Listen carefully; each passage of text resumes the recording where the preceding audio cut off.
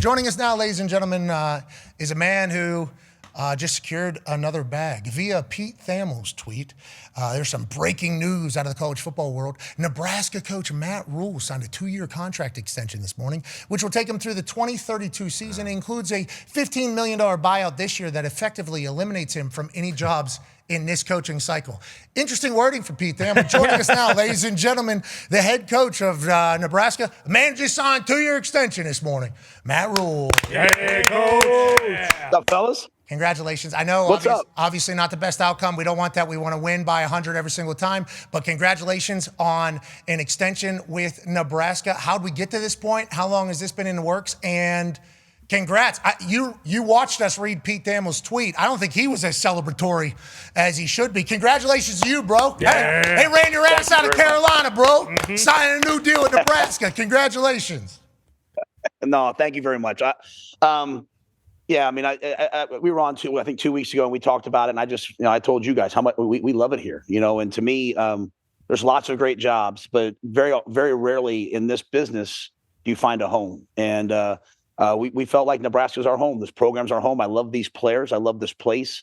Our AD, Troy Dahn, has been amazing to me. Our president, Dr. Gold. And I mean, it's just the alignment. I mean, you see places that don't have alignment. We got amazing alignment, and we're building. And so, I think after about week 3, Troy started talking to me about it, and I just was like, hey, I just got to focus on football. But I appreciate it. They're betting on the future, and we're doubling down. Congrats, man. That's very cool to hear. Yeah. You've been this way about Nebraska since you got there. I think you were very excited. There was other jobs that you could have had, and you also could have just become a professional golfer like some fired coaches have in the past and collected the check in it all. I'm excited that you're back in a place that you absolutely love over there in Nebraska. Fresh off beating Northwestern, congrats on a big-time win. Obviously, Northwestern had been shocking a lot of people, got James Franklin's ass fired up there in Penn State. Now you have huge game, obviously, USC at home, 7:30 on NBC. What's the mindset as you look down the last 4 games here, which are all pretty big down the stretch for your Nebraska Cornhuskers? Yeah, I think the thing that our team has learned, and I think we unfortunately learned it the hard way at Minnesota, and then, is like, hey, parities here at college football. Like, in the NFL, if you have a winning record, you're probably going to make the playoffs. I mean, we're pretty close. I mean, you don't, 9 and 8 is a good season. 10 and 7 is a good season.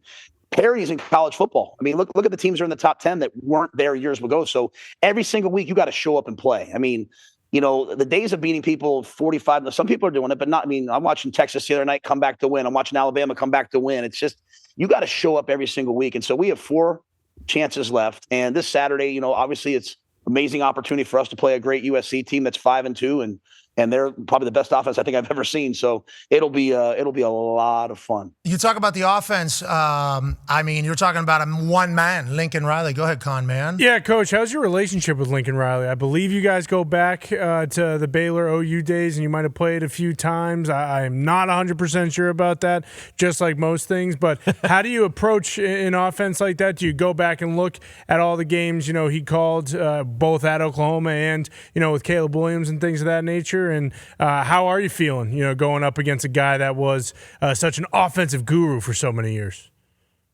Yeah, I think he's brilliant. I think he's a great guy. He was the offensive coordinator at East Carolina when I was at Temple as the head coach. So, I mean, going all the way back to he had a great offense at East Carolina. And then obviously at OU and Baylor, so I had a chance to go against him there. And I think he's one of the best offensive minds in football. And he does it so many different ways. He played one way with Baker. The next year he had Kyler Murray. He played a different way. The next year he had Jalen Hurts and revamped his offense. But at the end of the day, he always scores points. They run the football. And so, for us, there's no secret formula. We got to play well. We're going to have to play well on offense, defense. We've been playing great on special teams. We have to keep that up. And, get to the fourth quarter. Hopefully it's, in the 20s. It's freezing cold here Saturday night. And get to the fourth quarter and be ready to just go make one more play. It does feel like it's starting to become Big Ten weather time. It's raining this morning. The leaves are falling. We've had these beautiful, majestic, orange, pink leaves for like the last 2 weeks or so. It has been great. This morning, rain, wind, goodbye. Bare ash trees, terrible weather coming. Is it like that in Nebraska right now as well? Oh yeah, so I wear shorts every day, Pat, and I don't use the indoor. And if I ever can't handle the cold, I'm like, all right, guys, let's go to the indoor. So that's like my barometer. And yesterday, it was so cold yesterday that I walked over to Holgerson. I was like, Dana, do you want to go inside? And he said, no, I love it out here. I was like, oh my gosh. I mean, it was debilitatingly cold and windy. So but that's, again, you've heard me complain, like that's football. Like it wasn't meant to be played all the time. Every game wasn't meant to be played indoors or in the sun. Like you got to deal with this. And so I'm fired up to be in this type of weather now. Dana, you want to go inside or no? No, this is good. He let me down. DC said the same thing, man. Everybody. I just asked Dylan. I said, Dylan, you want to go inside? He said, no. I'm like, what is your guys' problem? what is your guys' problem? It is freezing cold out here. Saturday during the day, 47 degrees. Nighttime, 31. Oh, winds light and variable. Good for kickers. Don't know where the hell they're coming from. Don't worry about it. And then obviously 81% humidity is going to make it a little chill. Yeah. That's going to make a little bit of a sting on the face there whenever you talk about below freezing. Congratulations to you guys getting USC in Nebraska in that weather. Tone has a question for you. Yeah, Coach, I don't mean to go back to the loss to Minnesota, but Coach Saban always talks to us on this show about teams that, like his team specifically, and then other teams that this year needed to lose. After that loss to Minnesota, was that something that was needed for your guys, and what was the message after that? Yeah, I mean, honestly, I was pissed off after that game because I felt like I think PJ Fleck's a great coach. I think he's got 8 years there, wherever he's been there, 8-9 years of establishing a culture. And I felt like as a team, we did not respect the process and how hard that game was going to be. And so it's 7-6 at halftime, and we're in the locker room like despondent. And I'm like, what's wrong with you guys? Like, this is what football's like. And so I thought we had to come. I didn't want to lose, but we came out of that loss, and then they bullied us in the fourth quarter, and they were very receptive to the message on Sunday and Monday. Like, hey, every game's going to be hard. We're going to have to battle every single game, get to the fourth quarter. So we go in at halftime this week, and it's 7-6 again. Now we're up this time 7-6, but I walked in the locker room. I'm like, hey, who are you going to be in the second half? And we got a 15-point lead. They came back, tied it up, and we go down and win the game at the end. And that's the type of team that you need in college football now. Resilient, humble, because it's just travel, there's weather, there's good teams, there's NIL, there's parity. You better battle every single week. And I wasn't happy after Minnesota at all. Okay, everything's still in front of you, though, right? You're telling your team, obviously. Now, let's look at the Final Four games. USC, if you're able to get a win, you will be able to get a win. We're talking to the head coach of the team. That would be obviously huge. UCLA, obviously a win. You would like to have that would be a good win, but they've been playing good ball as well. Penn State, obviously, before the season looks different than it does now. And if Iowa next week is to beat Oregon, that game at the end of the year, obviously pretty gigantic. You go back to your first game of the season, Cincinnati's become a very, very, very big team. It's like all of a sudden everything literally still in front of you, Coach Rhule, right? That's the angle, at least. You're seeing the same thing I'm seeing? Absolutely. I mean, our whole goal as a program is to come down to this time of year, get to November, and be relevant, be chasing getting into the playoff, be chasing all these things. And so, USC has that same hope. Iowa has that same hope. They're both at 5-2 and 6-2, and that's the parity of the Big Ten. And so, to your point, like we beat Cincinnati, and they're a highly ranked team. I mean, we've had some good moments, but it's all about what you do in November. You know better than anybody else, right? Like, so all that stuff got you ready for this point. Everything's in front of you. Now go play great football, and this is an unbelievable challenge this week versus a great team, and we'll be ready for it. Still being in it is a great thing, brother. Ty has a question for you, Iowa Hawkeye, obviously. Yeah, speaking of all that, Coach, how much has it changed in terms of like the coaching staff's mentality, your mentality, and the players with the new 12-team playoff? Because like you said, I mean, obviously after the Minnesota loss, things change a little bit, but you guys do still have everything ahead of you, whereas, maybe a couple years ago when you were at Baylor or whatever, if you have 2 losses at this point, you're eliminated. You're not going anywhere. Like, how has that changed maybe how you approach things philosophically and also how the team just kind of approaches the game week in, week out?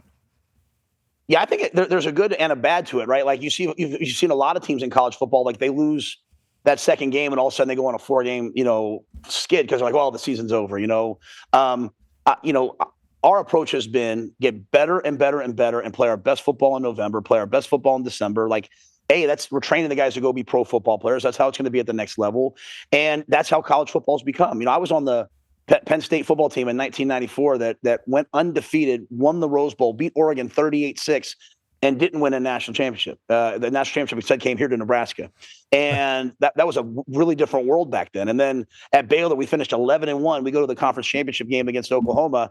We lose in overtime, and we don't get to go to the playoff. So it's the access, I think, has made football much more enjoyable and fun to watch coming down the stretch here, because there's so many teams that are still alive. You just got to play your way in, and we're going to fight to play our way in. You got a nice black long sleeve shirt on there. I got a black Henley on here, and I just saw on social media the boys are going Black Ops this weekend. I like that. What is the thought, and what is this going to look like in your state? Are we going blackout in the crowd too? Yes, the crowd's going to black out. It's great. We wanted to do it. Shirts. We wanted to do it. The players wanted to do it. The recruits wanted to do it. And we kind of felt early on, hey, this will be a night game. I think blackouts look great at night, obviously. And so there's nothing better in the world than a night game in Lincoln, Nebraska, except for maybe a blackout late night game in Lincoln, Nebraska. We're gonna go out there. We're gonna throw the uniforms on. I think it's gonna be electric, and it's gonna be a great football game. So it's something we planned in the preseason, and obviously the game has some real merit now, so it'll be fun. Okay, so you don't have to give anything away. Do not feel obligated to answer this. But is there a man that was wearing jeans and a black T-shirt next to a guy wearing 6 different costumes this morning on Get Up, giving maybe a speech on your jumbotron? Oh, I bet he better be on the jumbotron. You know, I mean, like, okay. we need Willie C to come through big for us this game. It's going to take everybody. I got Tommy Frazier going out to be the honorary captain. I mean, this is a fun big moment for Nebraska to be playing a game in November on national TV, and it's not because of the other team. It's because of us and the other team. And so we're fired up about it, and we're calling on all the greats. Biggest game in the Rhule, Nebraska era happening this weekend. We appreciate you taking time, brother. Enjoy the hell out of it all. Halloween, best candy. Oof. Think about it. Oh my God, Butterfinger. Wow. What were you battling with? There? Well, because I hate to admit this, my daughters have those nerd clusters things that they came out with now. Don't hate them. I'm a chocolate guy as well. Yeah, it's hard to admit that the little candies are pretty good. Those are unbelievable. They're amazing. Too many, huh? You having a lot? Well, I mean, all I'm saying is, like, I mean, I'm just trying to lose all this weight. We get the Halloween week. I've been on a bender since like Monday. We do Julie does like a trunk or treat for all the coaches' kids, and I've just been eating candy nonstop. Yeah, you're supposed to though. Supposed to. Yep. Hey, this is part of it. Yeah, you're supposed to live a little. Yeah, don't worry about it. Butterfinger, nerd clusters, Reese's, Oreos exist. Yeah. I mean, you do whatever the hell you need to do over there. You've earned it.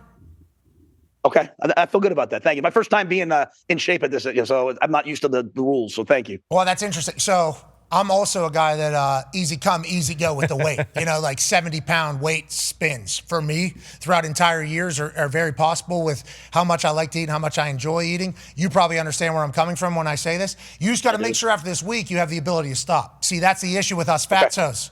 Us fatzos would say, you know what? We'll do the Halloween week and then we'll feel like such shit in fatzos. We'll stop immediately after. And guess what we do right there on Saturday when November comes?